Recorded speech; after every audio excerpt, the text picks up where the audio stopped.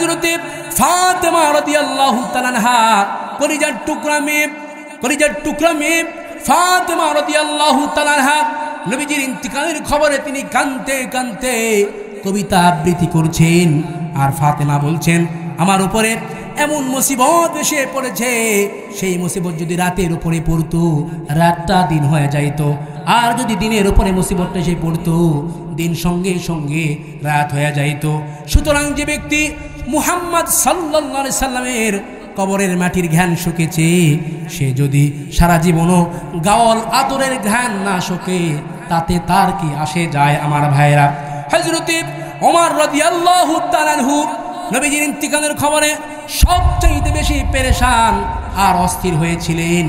ওমর নাঙ্গা তরবারি নিয়ে বাহিরে দাঁড়িয়েছেন, উচ্চ কণ্ঠে ঘোষণা করেছেন, মুনাফিকদের ধারণা হয়েছে নবীজি ইন্তিকাল করেছে, বিশ্বনবী কখনো মৃত্যুবরণ করতে পারে না, তিনি আবার আমাদের মাঝে ফিরে আসবেন। তিনি আল্লাহ রাব্বুল আলামিনের সঙ্গে সাক্ষাৎ করতে গিয়েছেন, যেমনটা হযরতে মূসা আলাইহিস সালাতু ওয়াস সালাম তুর পাহাড়ে আল্লাহ রাব্বুল আলামিনের সঙ্গে সাক্ষাৎ করতে গিয়েছিলেন। আমার ভাইরা, তিনি অবশ্যই আমাদের মাঝে ফিরে আসবেন। হযরতে ওমর রাদিয়াল্লাহু তাআলা আনহুকে কারো হিম্মত হচ্ছে না বিশ্বনবীর ইন্তিকালের বিষয়ে নিশ্চিত করে বলবে। হযরতে আবু বকর সিদ্দিক রাদিয়াল্লাহু তাআলা আনহু কিছুক্ষণ পূর্বে নবীজির অনুমতি নিয়ে তিনি বাড়িতে গিয়েছিলেন।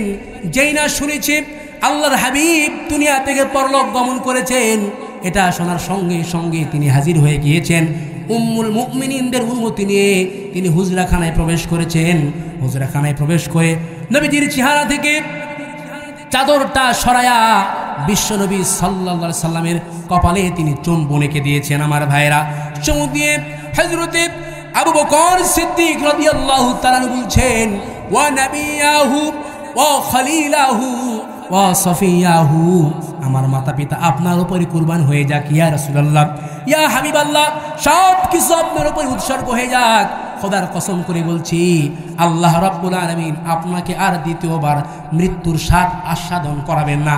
আপনার উপর যেটা মৃত্যু ধার্য ছিল সেটা হয়ে গিয়েছে।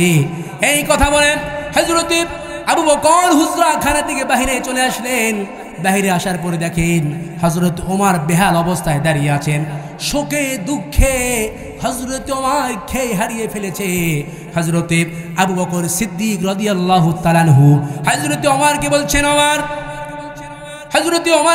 ওমর, আল্লাহর নবীর ইন্তিকাল হয়ে গিয়েছে, তুমি কি আল্লাহ রাব্বুল আলামিনের এই বাণী শুনোনি? আল্লাহ তাআলা বলছেন, ইন্নাকা মাইয়িতুন ওয়া ইন্নাহুম মাইয়িতুন। জোরে বলেন আল্লাহু আকবার। নিশ্চয় তোমারও মৃত্যু হবে এবং তাদেরও মৃত্যু হবে। অন্যত্র আল্লাহ রাব্বুল আলামিন বলেন, ওয়া মা জাআলনা লিবাশারিন মিন ক্বাবলিকাল খুলদা আফা ইম মিত্তা ফাহুমুল খালিদুন। জোরে বলেন আল্লাহু আকবার। আল্লাহ তাআলা বলছেন, নবী হে, আপনার পূর্বেও কোনো মানুষকে আমি অনন্তকাল জীবন দান করি নাই, সুতরাং আপনার মৃত্যু হয়ে গেলে তারা কি অনন্তকাল বেঁচে থাকবে? আমার ভাইয়েরা, এই বলে হযরতে আবু বকর সিদ্দিক রাদিয়াল্লাহু তাআলা আনহু মসজিদে নববীর মিম্বারের দিকে তিনি অগ্রসর হলেন। সমাবেত লোকদেরকে শান্ত হয়ে বসার জন্য তিনি অনুরোধ করেছেন। এরপরে আল্লাহ পাকের প্রশংসা করলেন। তারপরে এক নাতি দীর্ঘ খুতবা প্রদান করলেন।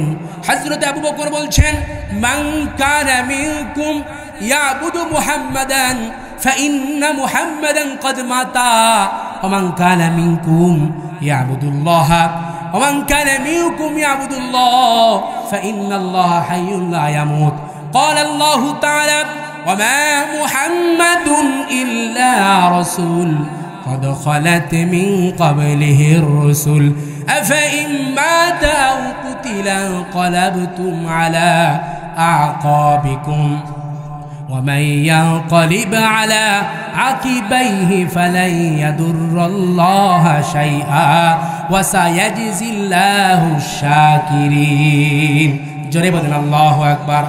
হযরত আবু বকর সিদ্দিক রাদিয়াল্লাহু তাআলা বলছেন, তোমাদের মধ্যে যারা মুহাম্মাদের ইবাদত কর্তা তাদের জেনে রাখা উচিত মুহাম্মাদের ইন্তিকাল হয়ে গিয়েছে।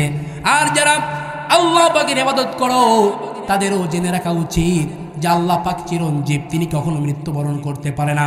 আমার ভাইরা, মুহাম্মদ তিনি একজন রসুল, তিনার পূর্বেও অনেক রসুল নবী দুনিয়া থেকে অতিবাহিত হয়েছেন। সুতরাং যদি মুহাম্মাদের ইন্তিকাল হয়ে যায়, মুহাম্মদ যদি নিহত হয়ে যায়, তোমরা কি আবার তোমাদের পূর্ব অবস্থায় তোমরা ফিরে যাবা? এই কথা হযরত আবু বকর বললেন।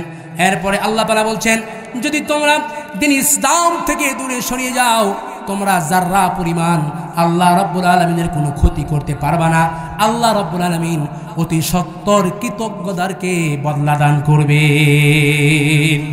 আমার ভাইরা, হযরত ওমর রাদিয়াল্লাহু তাআলা আনহু সঙ্গে সঙ্গে বললেন, খোদার কসম করে বলছি, হযরত আবু বকর যেই মাত্র এই আয়াতে কারিমা তেলাওয়াত করেছেন, আমি ওমর আর জমিনের উপরে পাটা স্থির রাখতে পারি নাই, আমি সঙ্গে সঙ্গে জমিনে বসে পড়েছি।